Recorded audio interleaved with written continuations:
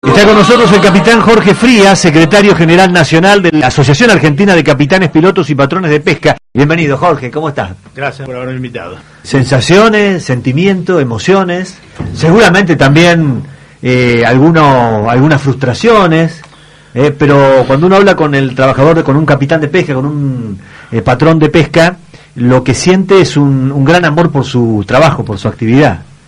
Me parece que pasa por ahí, Jorge, ¿no? La pesca es un arte, Esteban, la pesca es un arte y yo creo y estoy convencido, y bueno, esto es como tener una buena visión hacia la profesión que desarrollamos, que es un arte que va a ser muy difícil ser absolutamente reemplazado por la tecnología.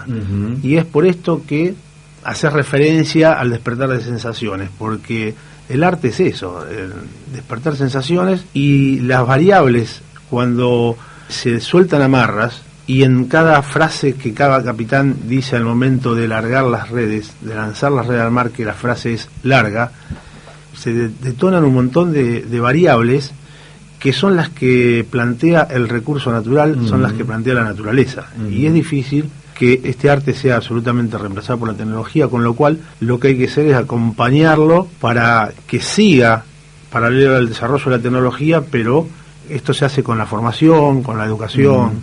Y manteniendo la esencia. Por supuesto. ¿No? Fíjate cómo uno piensa, por supuesto, en el progreso, en todo, pero la esencia no cambia.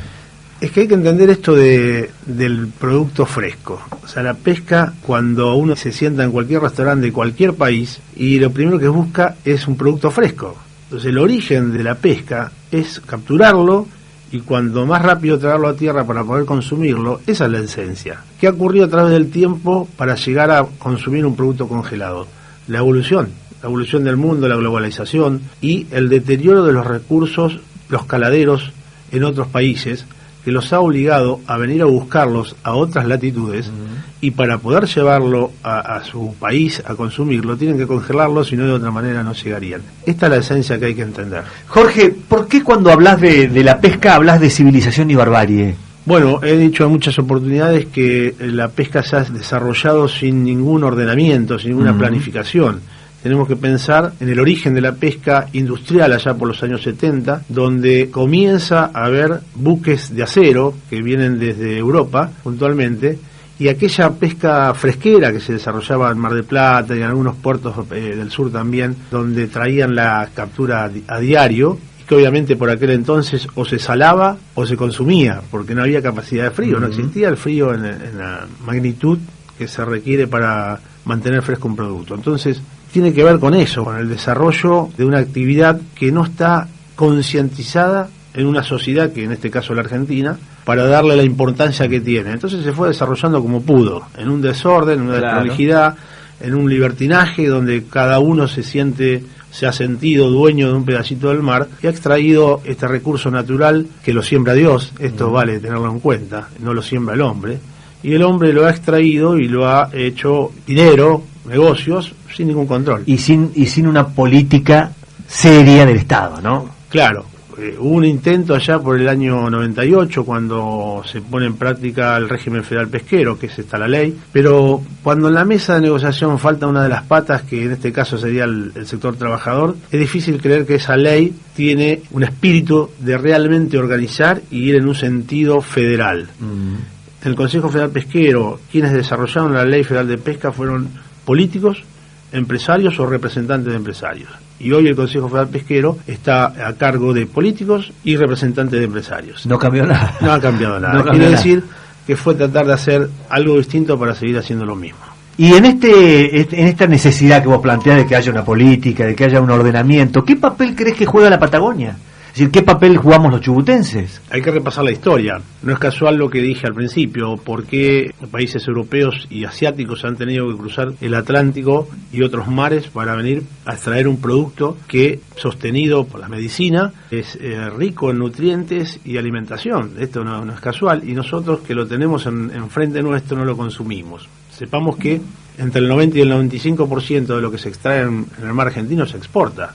La Argentina no consume más de entre el 5 y el 10% de los productos de mar e incluso del río. Entonces hay que entender que si nosotros permitimos que lo que les pasó a los países europeos, principalmente España con sus caladeros, y no aprendemos de sus errores, nos va a pasar lo mismo, como está pasando ahora con Mar del Plata. Mar del Plata, donde la pesca se desarrollaba 6 horas, 8 horas de Mar del Plata.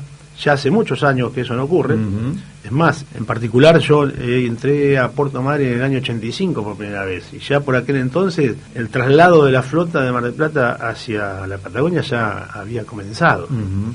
Entonces creo que no debemos cometer los errores que cometió España, y la Patagonia no debe cometer los errores que ha cometido Mar del Plata. Es decir, Jorge, que vos ves a la Patagonia cada vez más protagonista de su destino en materia pesquera. Absolutamente, por eso insisto, si la Patagonia va a cometer los mismos errores que Europa y Mar del Plata, indefectiblemente va a terminar en la misma situación, y tenemos que verlo que la Argentina va hasta los límites que conocemos, o sea, no hay más allá, ¿a dónde vamos a ir? Entonces hay que cuidar lo que tenemos acá. Escuché o leí una declaración tuya en la que decías que no pueden quedar las riquezas y la civilización que trae la pesca en poder del puerto y de la aduana central de Buenos Aires. A ver, contanos un poco más, ¿cómo es esto? Claro, nosotros vivimos en una Argentina donde todos la sostenemos y la decimos como federal, ¿no? Y así debe ser.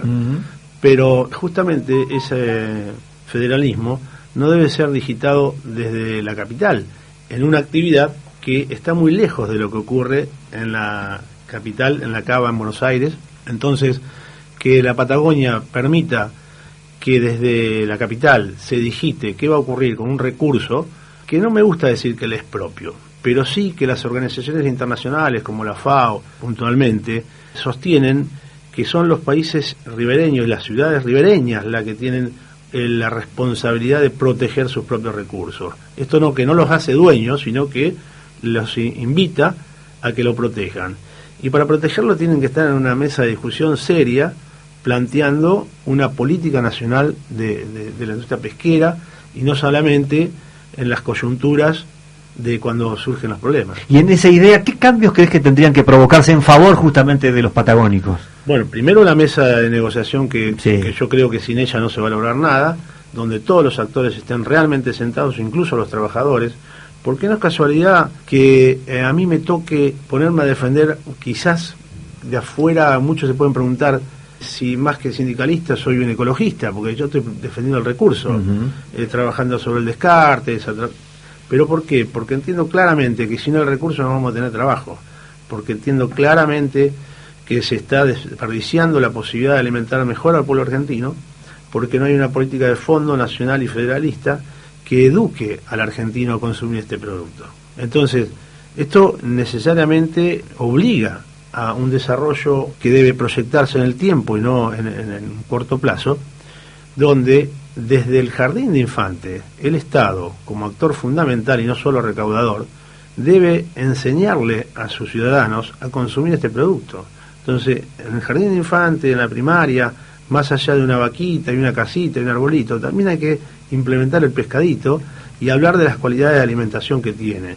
Y esto proyectado en la secundaria, en la universidad, debe generar toda una planificación y desarrollo de cómo el argentino comienza a alimentarse mejor, generando un mercado interno y obviamente atendiendo también la exportación del producto, pero creo que esa es la salida, porque tarde o temprano vamos a pagar todos el mismo costo de la historia. Me quedé, Jorge, con el tema del recurso. ¿El recurso está en peligro? El recurso está en peligro en tanto y en cuando los responsables sociales de que el mismo no esté en peligro no hagan lo que tienen que hacer. Y insisto, si no se desarrolla una política de Estado, que significa eso, ¿no? Planificar, va a estar, si no en peligro, en emergencia siempre, porque es pasible de cualquier error, de las variables de los mercados. Entonces es un recurso natural que no puede depender de las variables de los mercados. ¿Pero se pesca mansalva hoy o no? Mira, hay que saber que el mar argentino el 50% está vedado. Esto el oyente que común, el ciudadano común no lo sabe. Está vedado por las vedas que se aplican. En el caso del langostino es una veda parcial, porque los buques langostinos están pescando dentro de una zona de veda, con artes de pesca específicos, pero están dentro de una zona de veda. Más así no lo pueden hacer los buques de arrastre tradicionales. Y también está vedado por profundidad y distancia a cada puerto. Hay una veda natural en ese sentido, porque todos los buques no pueden ir a pescar a cualquier parte del 1.400.000 kilómetros cuadrados aproximado que tiene el mar argentino. Entonces, la Argentina realmente está desarrollando la pesca, me animo a decir, en el orden del 40% de todo el mar. Entonces esto nos dice que de alguna manera se está protegiendo el recurso, pero lo que hay que hacer es, a mi entender, aprovecharlo. Falta aprovecharlo. Lo que se pesca se debe aprovechar. Por eso hablas de una política, un plan, no sé, un proyecto de descarte, que tiene que ver con el descarte, ¿no? Ustedes están trabajando en ese tema, Jorge. El descarte cero es un detonante. Vos fijate, recientemente un amigo propietario de un astillero participó en una feria que hubo en Vigo, Godoy concretamente, Chiquito Godoy, astillero TPA de Mar del Plata, que es donde estamos reparando el buque de la asociación, buque de pesca, y que pretendemos utilizarlo para capacitación fundamentalmente. Me manda un video que en este congreso se desarrolló como un primer paso la posibilidad de construir buques que ya contemplan el descarte cero. Uh-huh. Entonces, auspicioso cuanto menos.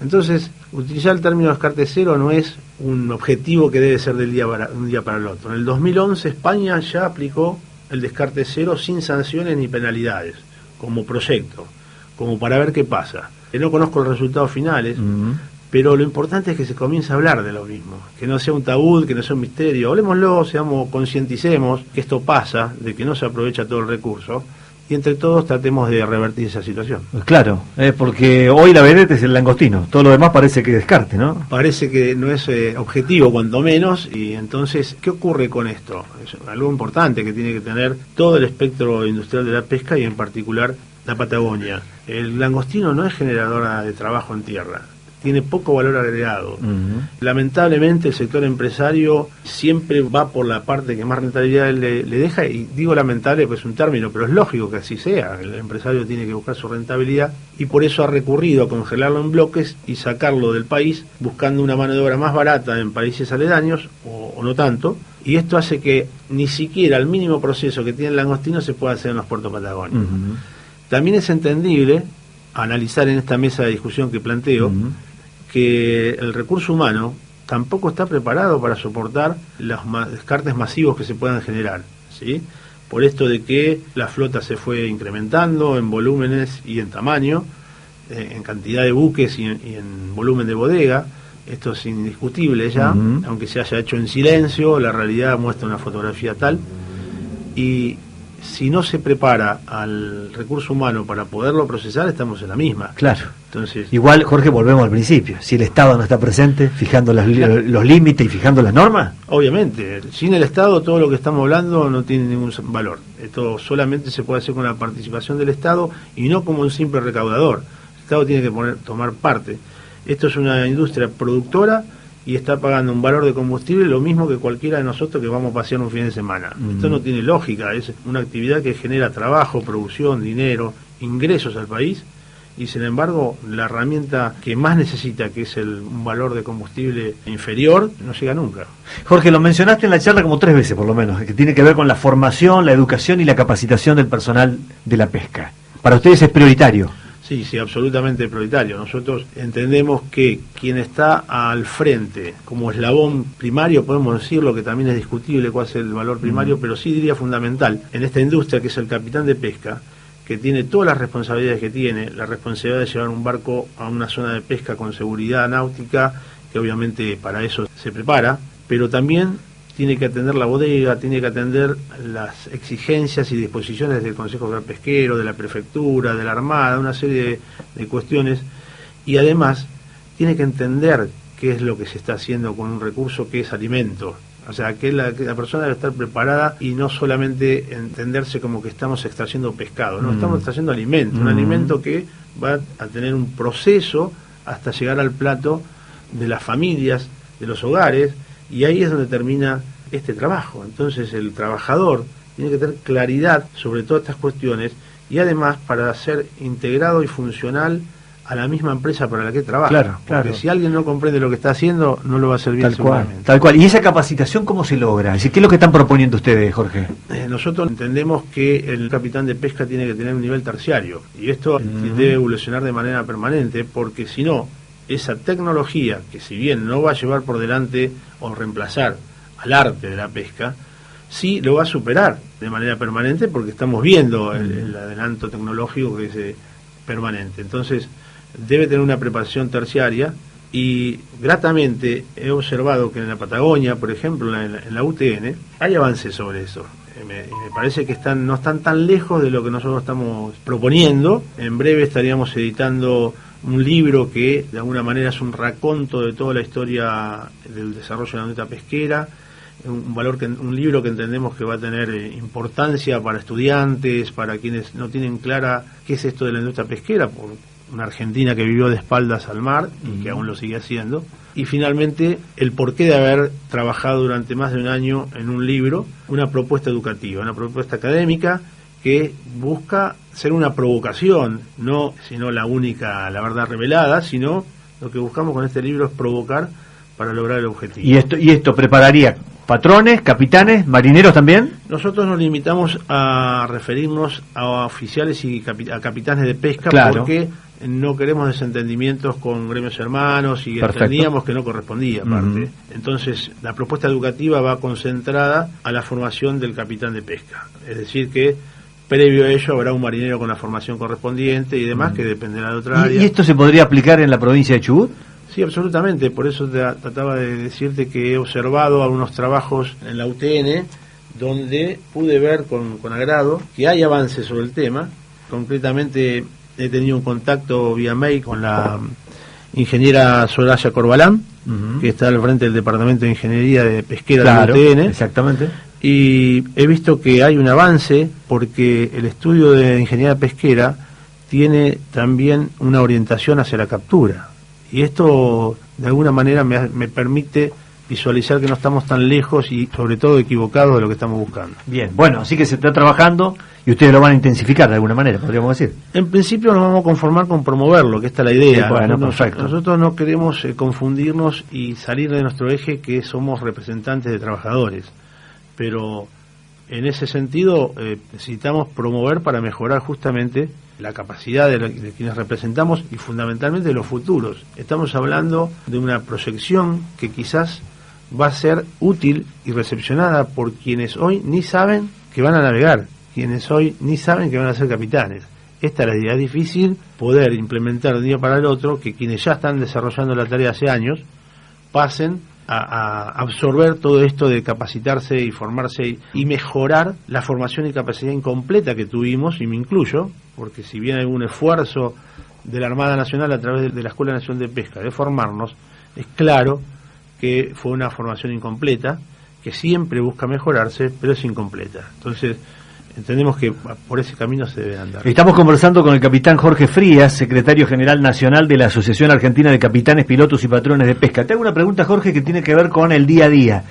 Hay una rivalidad eterna entre la actividad pesquera de Mar del Plata y la de la Patagonia, la de Chubut en particular. Y acá nos quejamos de que en Mar del Plata, que es otro modelo, y bueno, y todo para Mar del Plata, y las políticas nacionales, esté quien esté, siempre favorecen a Mar del Plata. ¿Cómo haces vos para encontrar un equilibrio, teniendo representados en la Patagonia y en Mar del Plata? Bueno, bien, fíjate que en algún momento comenté que mi primer viaje de pesca en el año 85 desembarqué en Mar del Plata, en Puerto Madryn, en el muelle que estoy observando en este momento. Y es curioso ponerte a razonar eso, porque ¿quién cree que puede ser más o menos dueño de una de las provincias o uno de los puertos? La verdad que me obliga a tener un equilibrio en la cuestión, pero no me da demasiado trabajo, porque en el fondo cada uno sabemos estas cuestiones. Hoy en Puerto Rawson, por ejemplo, hay un alto porcentaje de compañeros que no son de Puerto Rawson, pero ya hace 5, 6, 7 años están trabajando y ya se sienten y lo sienten y en buena hora que son parte de. Entonces esto no los lleva a no conocer una realidad de fondo, que es esta, que nosotros somos de alguna manera propietarios de una libreta de embarque y que vamos a ir donde el recurso nos dé la mayor rentabilidad, trasladando de un puerto a otro. Entonces sí, claro que hay un debate que se va a plantear permanentemente por esta cuestión de derechos, barcos grandes, barcos chicos, congeladores, fresqueros, pero incluso el más acérrimo defensor de un buque fresquero que puede estar en Rawson, Madryn o en Comodoro, mañana puede estar en ese congelador que hoy está compitiendo. Entonces creo que el equilibrio se logra con el diálogo y el entendimiento. Entonces hay que repartir, hay que entender la cuestión de fondo, y obviamente que nadie puede imputarle a un gremio o a los representantes de trabajadores que tienen estas variables ser responsables de qué puerto tenemos Entiendo. que defender o no. No podemos pintar la cara para defender un puerto u otro cuando representamos a todo el espectro. Entiendo. Jorge, una pregunta bien de actualidad. Hay un proyecto de un diputado de Chubut que propone destinar $1 de cada cajón de langostino para que se desarrollen algunas actividades vinculadas con el medio ambiente y que vaya a parar al Estado. ¿Estás a favor o estás en contra? Ni a favor ni en contra. Me parece otra medida que no atiende la cuestión de fondo, que es el orden de una industria pesquera que debería generar mucho trabajo cada puerto patagónico puntualmente, que debería generar producción y riquezas obtenidas directamente de la correcta explotación de un recurso natural y no de la sumatoria de impuestos sobre impuestos sin tener una lógica ni sentido de qué es realmente lo que se busca. Porque si no, tarde o temprano, como digo, si no hay un ordenamiento de cómo vamos a explotar el recurso, ni siquiera ese impuesto va a tener sentido. Entonces, vuelvo a reiterar, aquí se deben sentar los gobernadores, los intendentes, los empresarios, los representantes de los trabajadores, para poder coincidir cada una de las necesidades que se tiene para hacer una correcta explotación. Y esto habla de costos impositivos, de costos salariales, de costos empresariales, habla de todo eso. Hay que debatirlo sin pudores y encontrar un equilibrio para que todo lo que se produzca no tenga grises. Entonces, si se extrae cada kilo de producción de pesca y va por los caminos que tiene que andar, ningún gobierno va a tener necesidad de inventar ningún impuesto, porque los impuestos ya están. Y un último tema, que es una definición que leí, que has tenido, que me parece muy interesante. Vos decís que los buques pesqueros argentinos deberían tener como puerto de asiento a los puertos patagónicos. ¿Cómo es esto?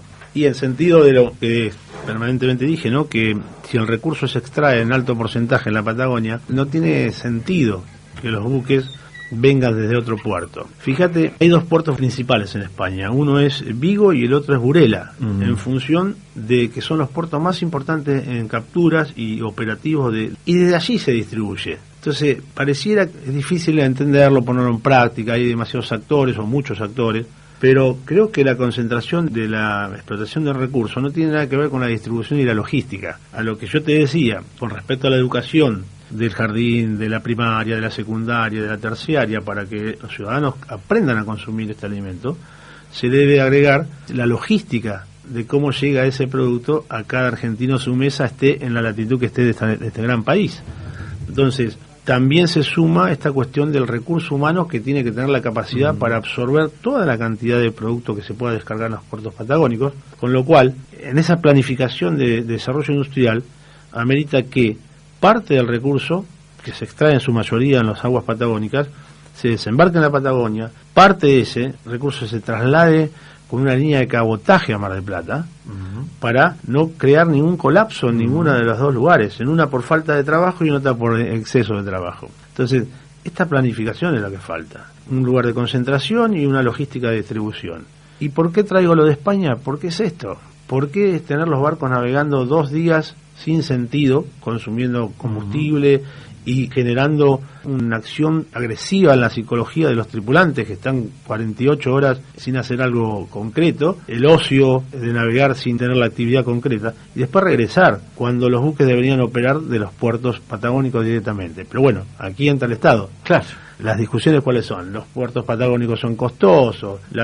Bueno, trabajemos para ver cómo se revierten estas cosas. El Estado nacional y el Estado provincial. Por eso, correcto, sí, absolutamente. Entonces, a ver, convengamos que el recurso pesquero es, en parte, con poca influencia de los municipios, porque el poder de los municipios llega hasta las 3 millas, la provincia hasta las 12, y después es nacional. Claro. Entonces, ninguna de las 3 instituciones puede quedar fuera de la discusión. Jorge, la última pregunta. ¿Cómo está la relación con las empresas pesqueras? Mira, cuando van a charlar con ellos, llevas un pañuelo, ¿no? No, ya no, porque son especialistas en llanto. Ya hemos aprendido. Pero son especialistas en llanto. Sí. Parecen actores de las telenovelas de Migré, podrían trabajar. Porque ellos siempre lloran. Sí, siempre... unos y otros, digo, de los distintos sectores, ¿no? Fresquero, costero, son todos con ese perfil. Obviamente cada uno defiende su negocio, pero bueno, ya es como la introducción a la conversación. Se dice, pero no se escucha. Claro. Una vez que le dejamos hacer la catarsis, vamos a lo que tenemos que solucionar. Bien, pero bien. La relación es muy buena. Es buena, sí. es buena. Va creciendo. Esto no significa que cedemos ningún derecho. hemos conseguido casi la mayoría de los convenios colectivos de trabajo que ameritan que se encuadre al trabajador en este marco. Estamos pendientes de que Rawson pueda también tener esta voluntad de acordar un convenio. Nosotros siempre estamos planteando convenios básicos donde no tenemos una influencia directa sobre la relación capitán y armador. El salario final lo arreglan ellos a su gusto, necesidad, etcétera. Nosotros lo que fijamos es un valor básico que cubra las necesidades de capitanes y oficiales y dejamos la negociación final a ellos. ¿Hoy están en negociación paritaria? ¿O? Las paritarias están siempre, esto hay que decirlo, las paritarias son permanentes, más en una actividad, está incluido así en uno de los artículos de los convenios, más en una actividad que están ambivalente, ¿no? Con la cuestión del dólar y del recurso. Hay recurso, no hay recurso, el dólar sube, el dólar baja. ¿Por qué nombro el dólar? Porque dije que se exportan el 95%. Entonces nosotros siempre tenemos la premisa de relacionar nuestros salarios en producción a esa moneda, que no significa que cobremos en esa moneda, pero es la manera de justamente evitar una conflictividad permanente, ¿no? Si el dólar sube, nos beneficiamos, si baja o se plancha, tendremos que aceptar que así es la negociación. Pero es buena. Jorge, muchas gracias por la visita. Gracias a ustedes por invitarme. Sé que estás quedando mucho en Madrid. Sí. Así que vamos a seguir conversando. Vamos y venimos. Mi vida se reparte entre la capital, Mar del Plata y la Patagonia, así que nos vamos a seguir viendo, Dios mediante. Bueno, un gusto que hayas venido. Y gracias también a Osvaldo, que ha estado acompañándolo. Él no ha hablado, pero ha estado presente en la charla. Muchas gracias, Jorge. A vos. Charla. Muchas gracias, Jorge. A vos. Charla. Muchas gracias, Jorge. A vos. Charla. Muchas gracias, Jorge. A vos. Charla. Muchas gracias, Jorge. A vos. Charla. Muchas gracias, Jorge. A vos.